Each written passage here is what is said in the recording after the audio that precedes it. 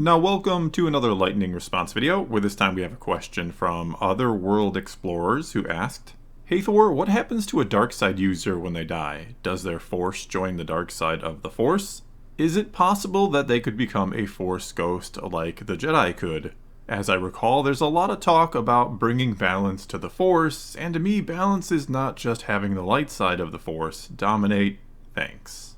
Okay, so first of all, and very quickly, since I know I have gone over all of this many times before in other videos, but balance in the Force is, I don't want to call it the light side dominating, I don't think that's the right way to put it, but it is actually the absence of those who would use the dark side, the absence of those who would be overly selfish and take more than they need and cause others to go without is the best, kind of quickest way I can put it. Try to think of balance in Star Wars as harmony, as a system working as intended, not a scale with equal amounts on both sides.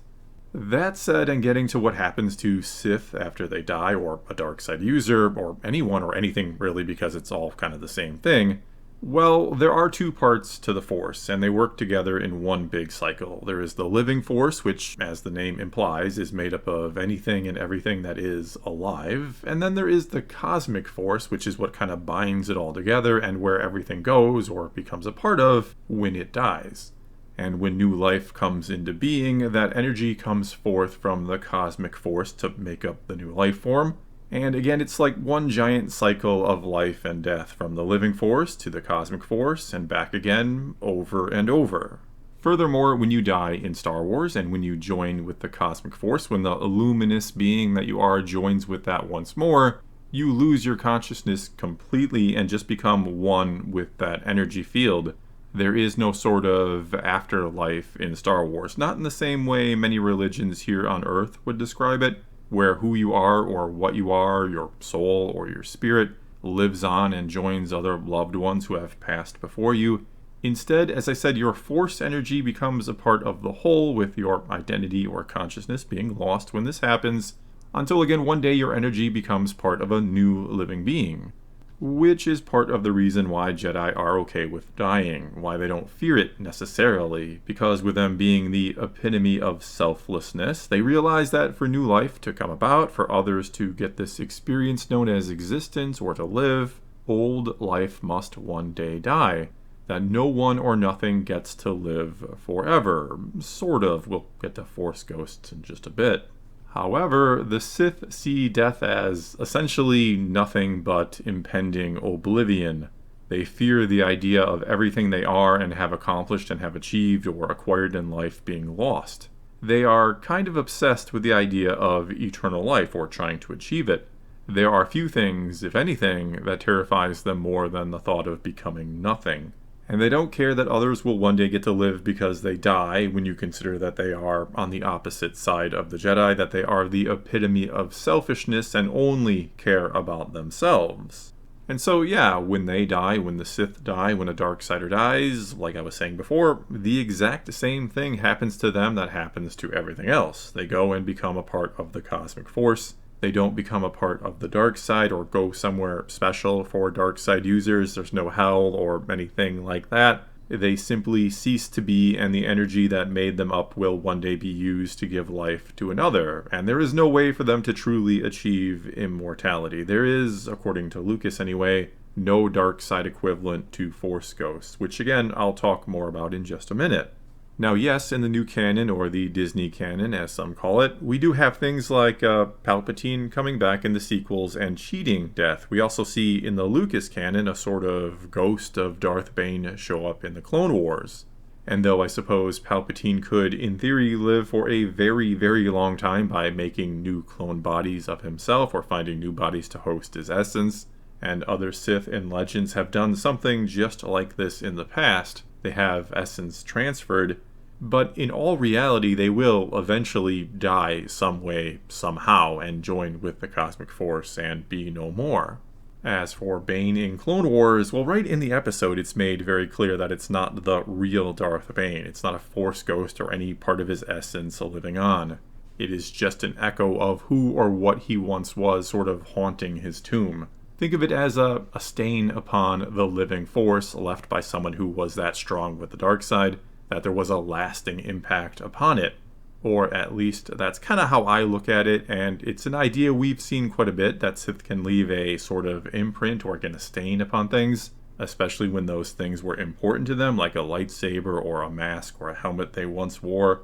But it is not really them, except for when it comes to the new canon, maybe in the case of Darth Maul being in his helmet, but let's not get into him in this video. Alright, and now let's finally get to Force Ghosts, which is, as far as we know, indeed a form of real immortality which can be achieved by a Jedi when they let go of all their attachments and all their fear and partake in a special form of training. And when they die or choose to pass on to the cosmic force, like Obi-Wan does in A New Hope, they do not lose their consciousness. They still join with the cosmic force, yes, like everything and everyone else, but they retain who they were, their memories and all of that, and can, as we obviously see in the films, they can come back and interact with the living or with the living force. Though just how much they can interact or actually do is kind of up for debate, especially after Yoda called down lightning in The Last Jedi. Now, in Legends, Force Ghosts would eventually kind of fade away and become one with the Force in time, but in the new canon, that doesn't seem to be their fate. Instead, they endure and exist in a place that is non-linear, where the past, present, and future all collide and have happened or are happening all at the same time, and all this, or where they exist, probably has something to do with the world between worlds, which is another place we've seen time have little to no meaning.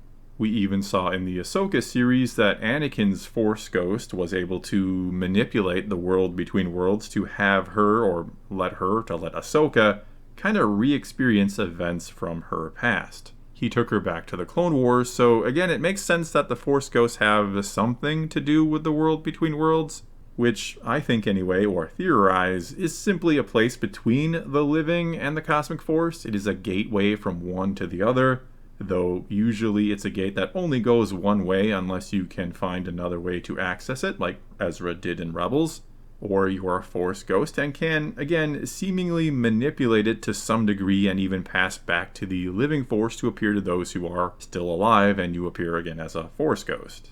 There is also then one other way that, in a sense, Jedi seem to be able to go on, and again, this is new canon stuff. There are some examples of a Jedi in some capacity kind of leaving a part of themselves behind in the living force after they die, if their will is or was strong enough. If there was something they really thought they still needed to do, they could, in a way, manifest that will, though much like with the Sith who leave something behind or stain the living force, I'm not so sure it's really them that endures as much as it is something more residual. An example of this is Kanan Jarrus in Rebels, who became the Doom Wolf that interacts with and guides Ezra shortly after Kanan's death, and once he fulfills his purpose, he kind of disappears. There is also, again going back to the rise of Skywalker, for better or worse, but there is also this idea that all the Jedi in some capacity live on after death, again in some capacity,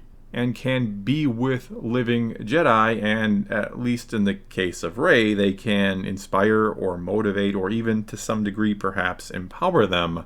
But let's not worry too much about that in this video. Mainly here I've been sticking more to George Lucas ideas on how all this works, on how the Force works and how life and death work in Star Wars, though yeah, I have brought up some new canon and some Legends examples as well.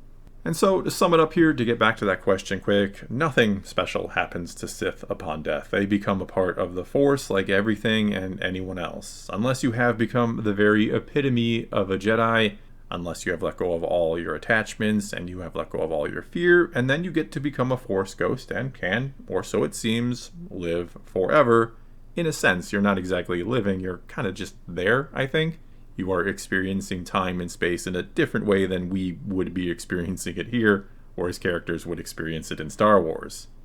Well, that's all I got for you this time. Now it's your turn to tell me what you think about any or all of this. What do you think about life, death, and the cycle of it all in Star Wars? Or you can always ask a question for a future lightning response video. All you gotta do, start your comment off with "Hey Thor," and then ask your question. But whatever you choose to do, leave a comment below and let's talk some Star Wars. And until next time, thanks for watching.